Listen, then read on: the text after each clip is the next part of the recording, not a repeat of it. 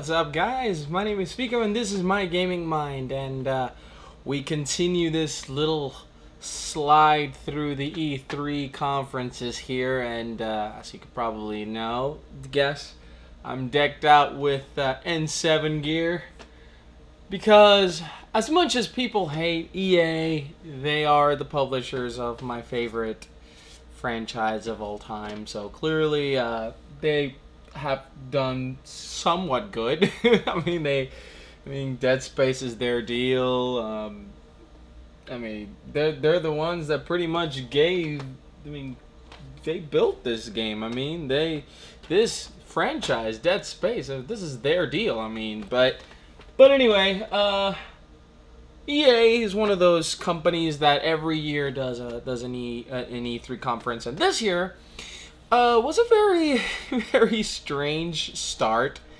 But at the end, it ran with a lot less problems. Actually, I don't think it even had any problems compared to how it was when poor EA reps were just like there showing, the games that they were showing earlier on the Xbox conference.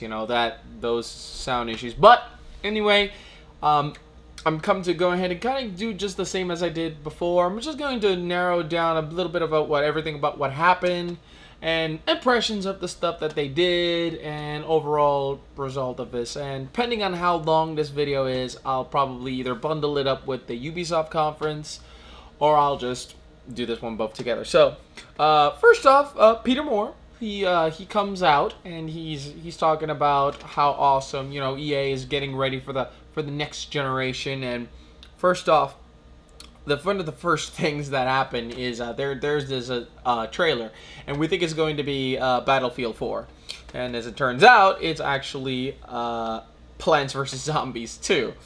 It's really funny because they're doing this like they got the music from Battlefield 3 and they're sort of kind of showing it, and you kind of already know what this game is going to be. And all of a sudden you get like this Plants vs Zombies game. It's like in 3D. Apparently it's got this it's called Plants vs Zombies Garden Warfare, and it's this game where apparently you can assume the roles of the things of the flowers, the plants, and their new plants, and you can control them yourself. You can put them on certain different areas. It seems it's not even as much as just keeping them away from the home only. This isn't just tower defense. This is you assume the roles of these. This isn't something that hasn't been done. That has been done before. I mean, this isn't quite original, but the way it looks, it's silly. It's kind of like a neat game to play. And you got these things called like the cactus, which you can act sort of like a sniper. The sunflower, which is like super adorable and cute, works as the healer. You got this thing called the bok choy and the chomper and things that you've sort of kind of just seen in the games. They introduce these things called the boss waves, and suddenly it's like oh, you beat the zombie, and all of a sudden, oh, you did this one. Oh no, wait a minute. Oh no, he's bigger. And the zombies are definitely coming out at full fling. They definitely want those plants dead. And 4-player co-op, which was really cool. A lot of organization stuff, a lot of cool things. They had this little garlic bulb drone that was like flowing around. It was like really cool, and attacking zombies from above. Definitely, it's an interesting concept. It looks like a fun take to like they take like combat and then you sort of like put it in. Like in a really awesome like time wasting game, and it's all of a sudden it turns it like into a more legit game. And then Peggle II was announced. I think I'm going to stop right here, and I'm going to just show you guys exactly how Peggle II is. Let's cut for a second to the actual Peggle II presentation. But I have one more thing to announce. Coming this year, Peggle II!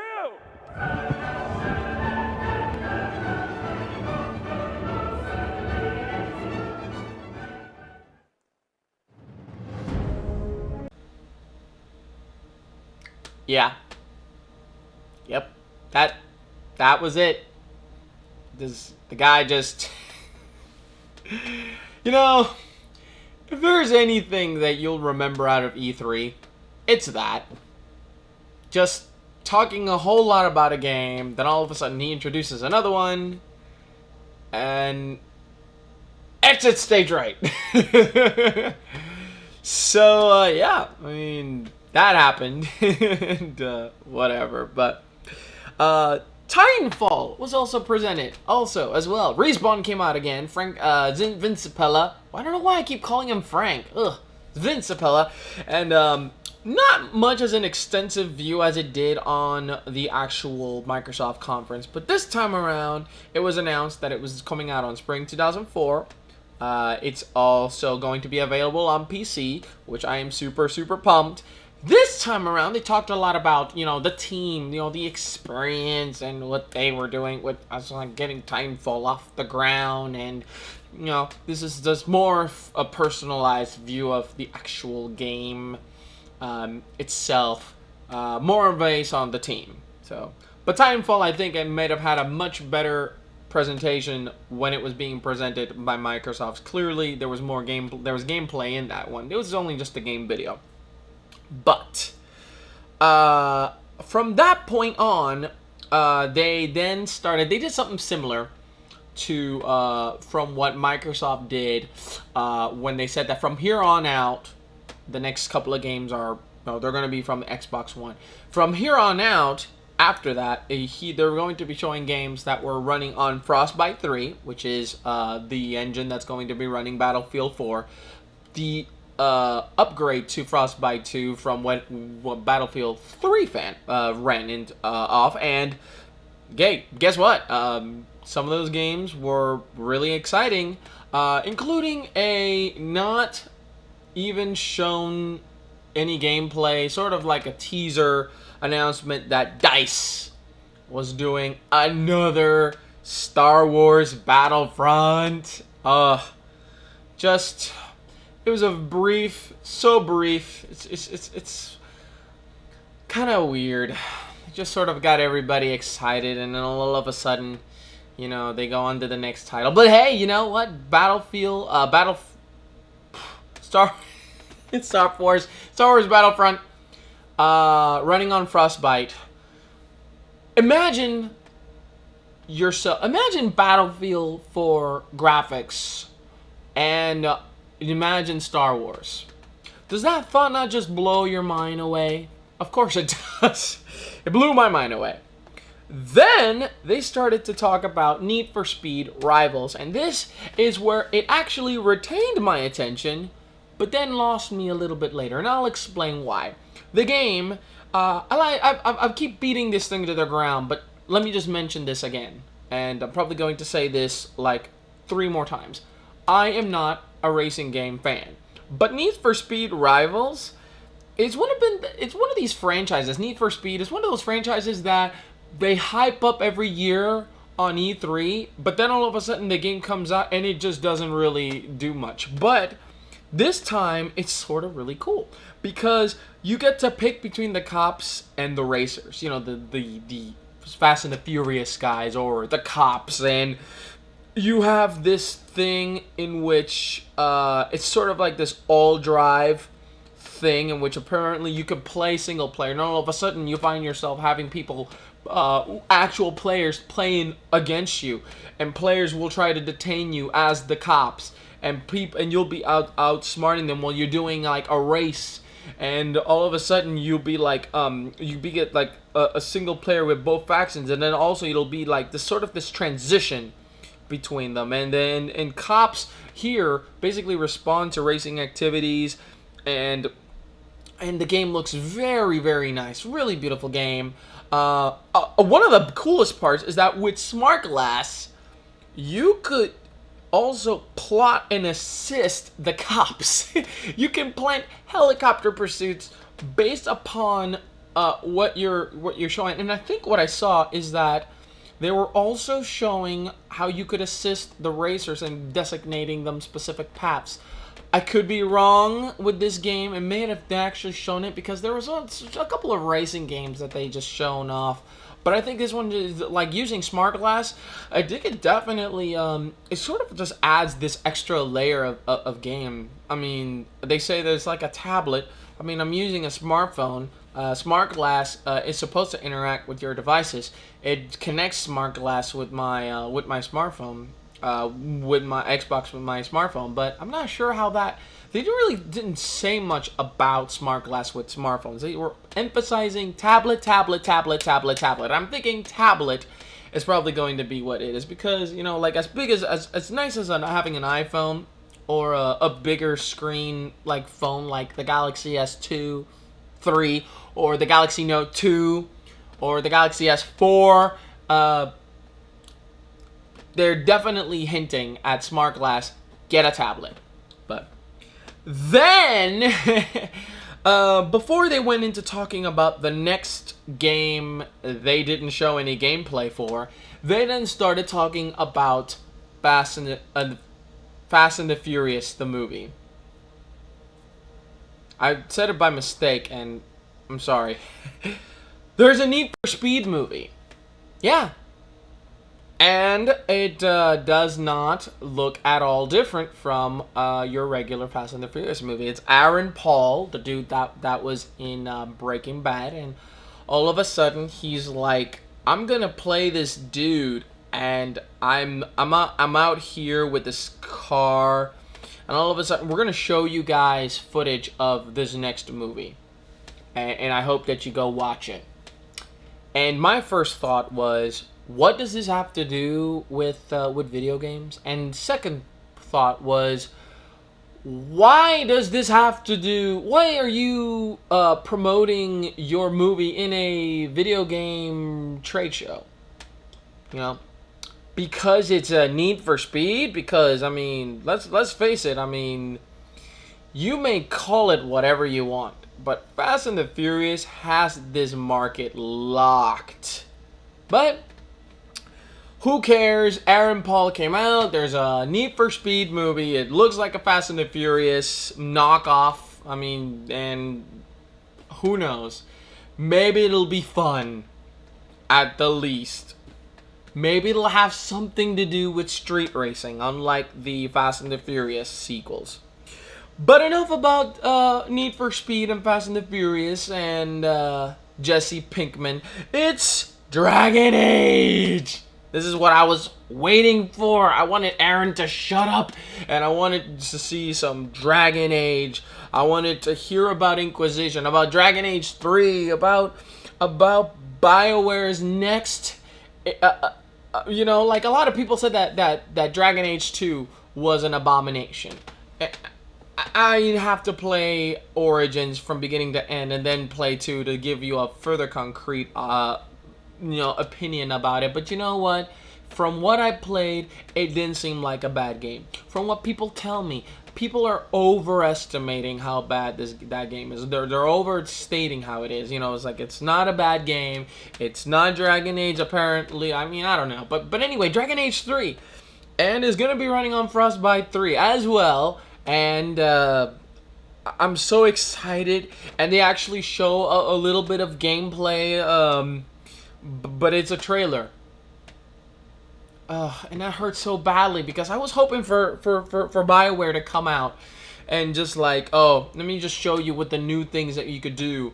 Kind of like how they showed a little bit more. I mean, I think they actually showed more of what The Witcher 3 would be like in the game, more than they actually did for Dragon Age. And I was like kind of disappointed, really. Because we had just gone through these very, very extensive Need for Speed presentation. And Dragon Age, I think is a franchise that it's worth talking. I mean, because you ain't going to get enough a lot about this for some time. So until this comes back, Dragon Age is your next big franchise. So, you know, and BioWare is your go-to company. So clearly, talk about this. Talk about Dragon Age. Don't waste people's time on racing games that they probably don't care about, seriously. But whatever, because they didn't learn their lesson from this, because then they started talking about something else that almost nobody cares about in the place, and it's EA Sports games. I personally feel that EA Sports games have been a part of my life, at least the NBA Live series. You know, NBA Live. I actually own NBA Live 2005. I'm going to show it to you. I actually owned this. Played it a lot on the GameCube. Carmelo Anthony, when he was a young whippersnapper from the Denver Nuggets. Now he's like he thinks he's the best player in the league, even though he's more of like the top scorer of the league. That doesn't exactly make him a best player, but whatever. They're not in the playoffs. All I'm saying. But anyway, they brought NBA back, NBA Live. They had some issues with it when they were doing it last year, and then all of a sudden they went back to the drawing board. They brought Kyrie Irving out again to talk about this game, and they were and I was so confused, because they were talking about how apparently the thing that was holding NBA Live back was the dribble. The dribble. Seriously, they were talking about how you know the realism wasn't that far ahead because the dribble, about how it was moving on a specific path and whatever. But you know what? The dribble, that issue solved, because they have given this bounce tech. Bounce tech. They have given the basketball its own physics, and apparently now the ball is on its own physics area. So basically, it's not going to follow like a rudimentary like path when it comes to dribbling. The ball will act on its own, like it should be. And they were talking about how the importance. They were asking Kyrie Irving stuff about why is dribbling so important in the game. And I found this to be super hilarious. Why are you asking NBA All-Star Rookie of the Year Kyrie Irving, why is dribbling so important? He gave some answer about how it's apparently lets you gain some kind of the flow, and here's the answer: because you can't move without dribbling. You can't move from one side of the court without dribbling. Dribbling isn't just important, it's mandatory. You stupid idiots. You make Kyrie Irving the best player of the Cavaliers stand in front of people answering why is dribbling important in basketball. Ugh. And they had sound problems again. I'm sorry. I did a mistake. They must have had sound problems again, because they were showing a trailer and there was no sound. And all of a sudden the sound started playing. I think there's so many problems. I cannot keep track of them. But I think that I forgot that they had problems. Oh, and then the NBA Live would have real-time stats because of the cloud. The cloud was going to be interacting with stuff like that. But no. It definitely has a lot to do with this dribbling thing. The dribbling thing just kept me scratching my head. Why is dribbling important? That's like asking, why is kicking the ball so important in soccer? Or why is holding a bat important when you're up to hit the ball? Why is holding a bat important? Ugh. Sorry.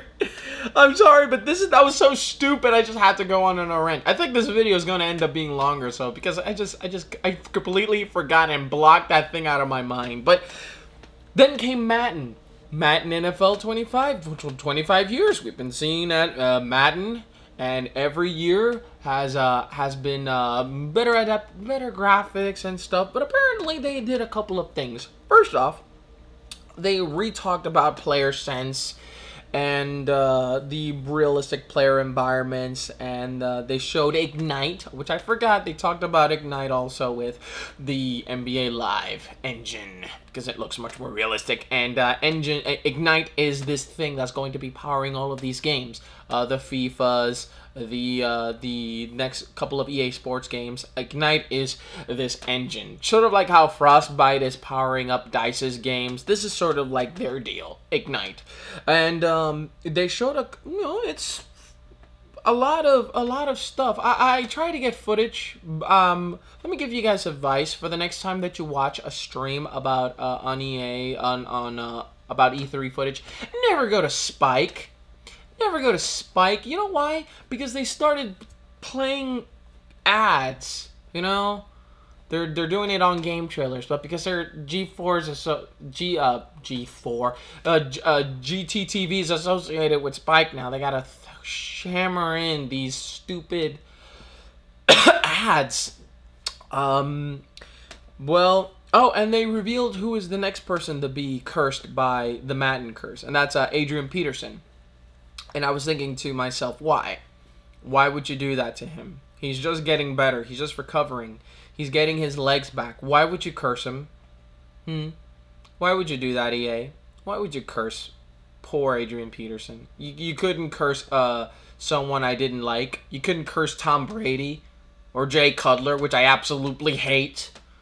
You couldn't curse the quarterback that's ahead of Tim Tebow so he can finally have a chance to play.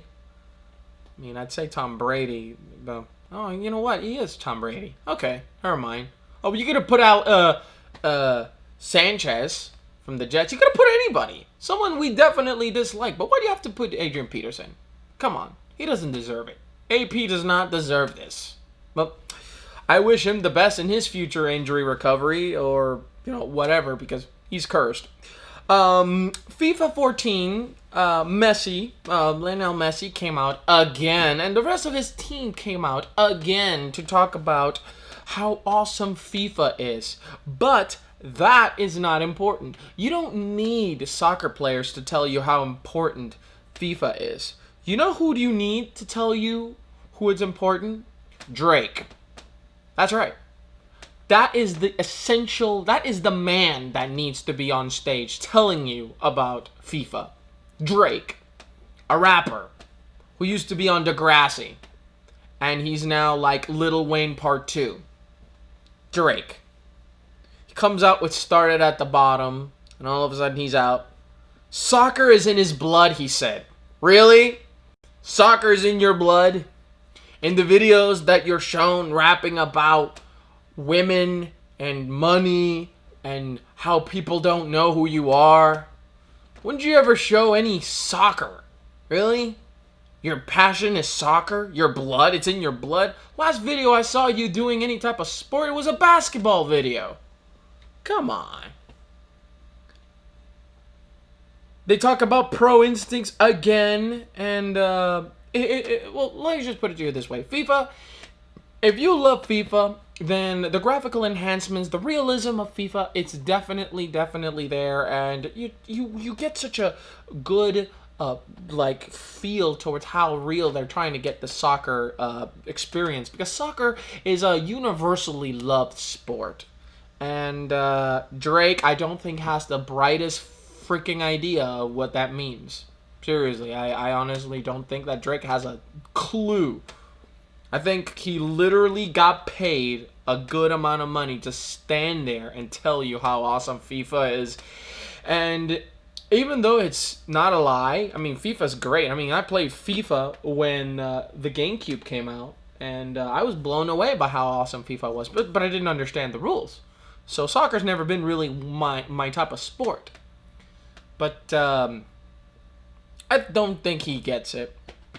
But if you thought that wasn't enough, if you didn't think that you were already tired as it was hearing about how dribbling is important in basketball and how Drake loves FIFA and how amazing NFL Madden 25 and how Adrian Peterson is going to practically shatter both his ACLs this year because he's on the cover, MMA comes on stage and they start talking to this dude Mike Buffer's Bruce Buffer.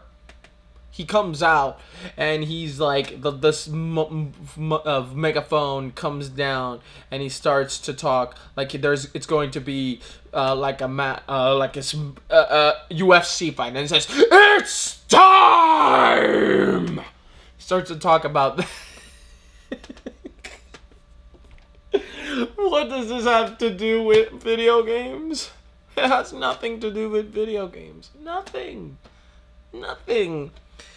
Then John Jones, Dana White, I think it's his name, the dude that runs UFC, and just a bunch of jocks on stage to start explaining. These two UFC champs, including John Jones, you could tell that they were paid to be up there. They were just standing there talking about how fighting and what do we understand. It's like little jargon that you tell when you write down before you go into an interview, like in case I ask you this question.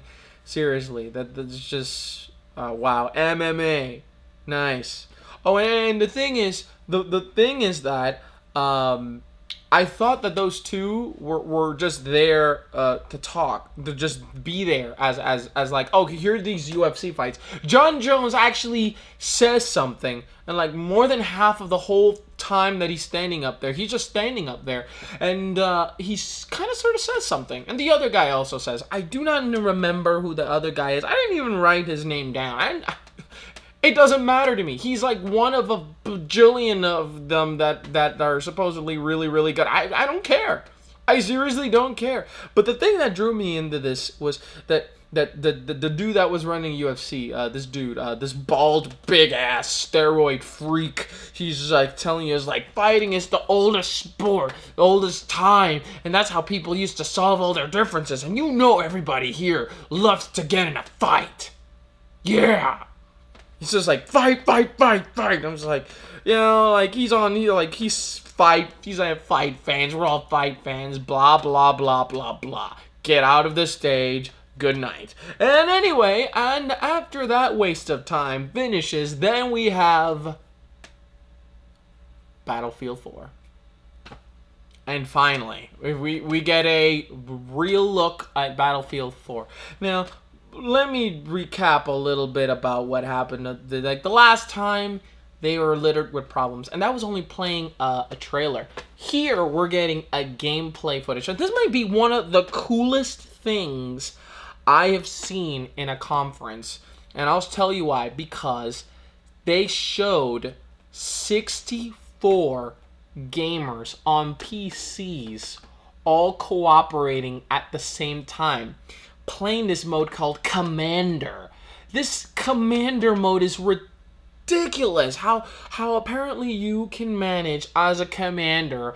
You can control the field. You can drop certain things. You could send missiles to locations. You got a bird's eye view to provide intelligence. You literally are in the battlefield. You're like, is this like literally a battlefield commander? It's ridiculous how awesome it looks. Seriously, I mean, I was taken away by how this presentation with the gamers and just on the back, and the game looks absolutely beautiful. I mean, like the frostbites, like transitions, and just when taking buildings down, buildings do go down again in this game, and it looks fantastic. I mean, there's a lot of action going on in this thing. There's like a ton of squads all teamed up together, and they show each and every they don't only focus on commander and they're this one player, but they do show around the game around the presentation how others were cooperative. 64 players all cooperating. I mean, this is just the world looks humongous too. I cannot wait for Battlefield 4. I just recently got Battlefield 3 Premium on sale on Origin, and definitely a plus. They didn't mention Origin. I remember that they didn't even mention Origin. You would think it's just like, oh, I'm gonna make upgrades to Origin, or talk a little bit about the future of of Origin. They didn't even mention Origin. But why bother? Because at the very end they show another trailer with no Am I repeating myself? This is why. Mirror's Edge 2. That's like the third DICE game that they showed there on that stage, and they don't show much gameplay. This is sort of like a trailer of this game. It's a teaser, and they say when it's ready. Ha ha ha ha ha ha ha ha ha. Yeah, let's just show you this. Like, we'll let you know when it's done. But here's this little. Take a whiff of this cake. You just can't eat it. You know, that's been like a common theme with EA throughout this entire conference, and then it ends with Mirror's Edge, and that is the end of the EA conference. Now, with that, what did I think of the EA conference? Well, I thought it was a little bit lackluster compared to Microsoft's, because you know, a lot of people were expecting games for it, but when we're coming here to EA's, I was hoping to get a little bit more about stuff we didn't already know, and I felt that a lot of the stuff that they said we already kind of knew about it. Like, for example, the time that they focused on talking about EA Sports, they mentioned already Ignite. They talked about how the games were going to be so realistic. You did not need to focus so much time on that. Again, they did. They wasted so much time talking to Kyrie Irving and talking about how dribbling is so important. They spend way too much time talking about how in the MMA world, you just get these two MMAs with one of the co-founders or one of the people that runs UFC. You know, you get them there and it's like, oh, you get them all excited. It's like, you're so because everybody in the stage is men, so let's get a bunch of dudes and fight. They know that they fight each other. It's like, oh, this is awesome. This is what I wanted to see.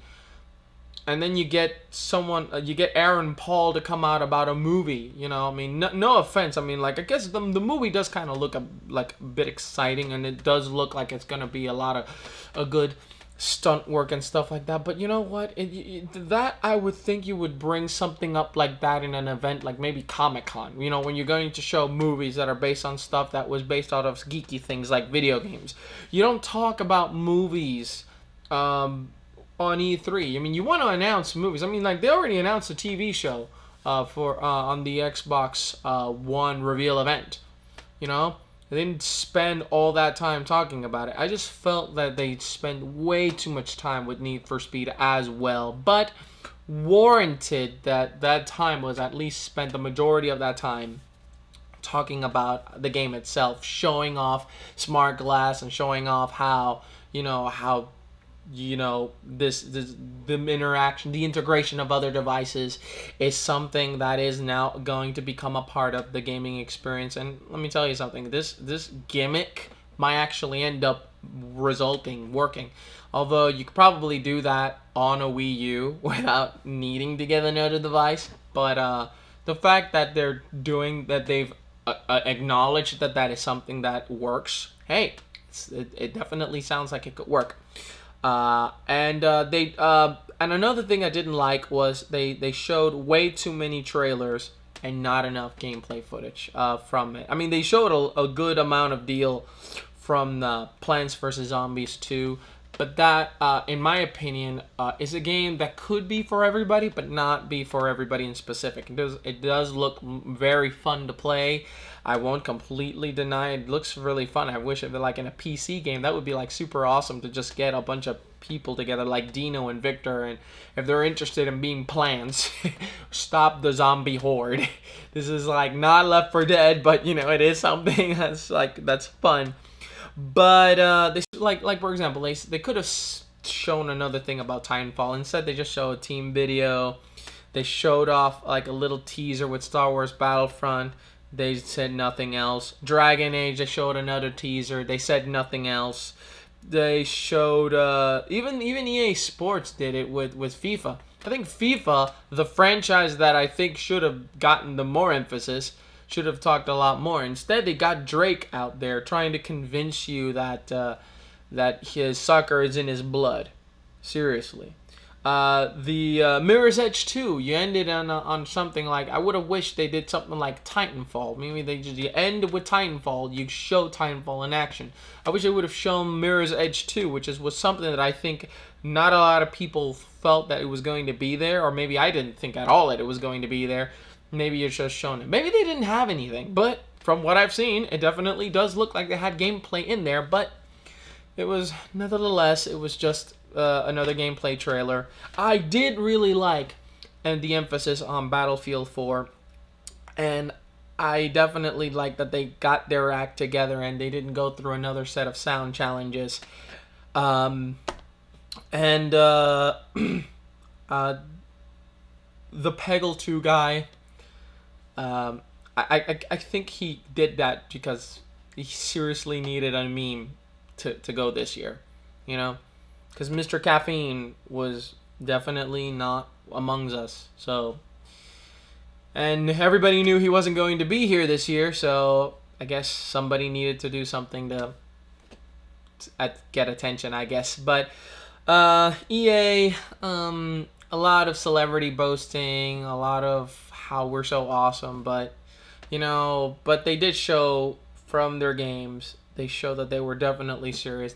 I think they really wanted to push Frostbite and Ignite to our faces, and it's great. I mean, it definitely does look like it's a way to look at games in the future. I mean, seriously, this is the next generation, and this Battlefield 4 game definitely does look like a FPS that's going to just take you even more, break down those walls between fantasy and reality. More than they've already have, seriously. And other first-person shooters are still doing that as well. But you know what?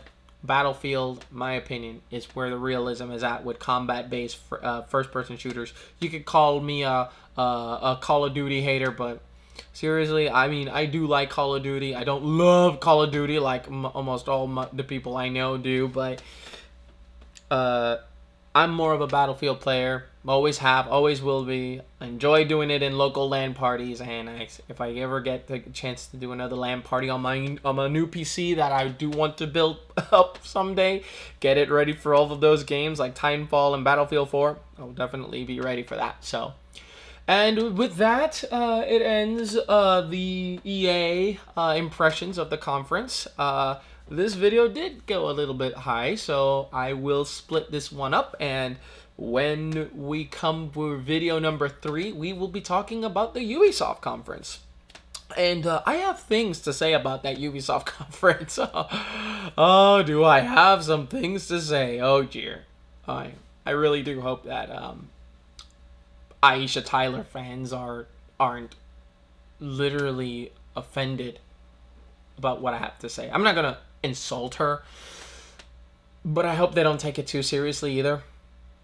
I kind of already gave a spoiler of what I was going to talk about, but anyway, guys, that's the conclusion. What do you guys think? Did you guys like the EA presentation, the EA Direct? Did you guys are you guys looking forward to some of the games? Do you guys even care about EA Sports games? Which, by the way, I want to clarify, I don't hate EA Sports. I've always played NBA Live. I consider that one of my favorite sports franchise games. I'm an NBA fan. NBA 2K definitely took over, but if NBA Live is as awesome as they've been showing, and it surpasses my expectations over the next 2K game, I'm inclined to give NBA Live a chance, because I'm an NBA fan and I love playing those games. So, but other than that, really, if you guys are excited about any of the other ones, about FIFA, what did you guys think of EA using a lot of celebrities? Do you guys even care about this movie they're making with Need for Speed? Do you even care? And are you guys psyched about Mirror's Edge 2, about Battlefield 4? Plants vs. Zombies 2 is actually a pretty fun game. It looks fun. Are you guys excited about it? Anyway, leave comments below, and if you like this video, come back again soon, and you'll get part 3 where I talk about Ubisoft and the rest of the stuff that they're going to be showing us. And I hope that will they show more gameplay? Will they do stuff to annoy me more or less? Well, I already mentioned you know who, so let's hope that I don't lose my sanity again. Oh God. Anyway, guys, my name is Fico, and that was my gaming mind. Peace out.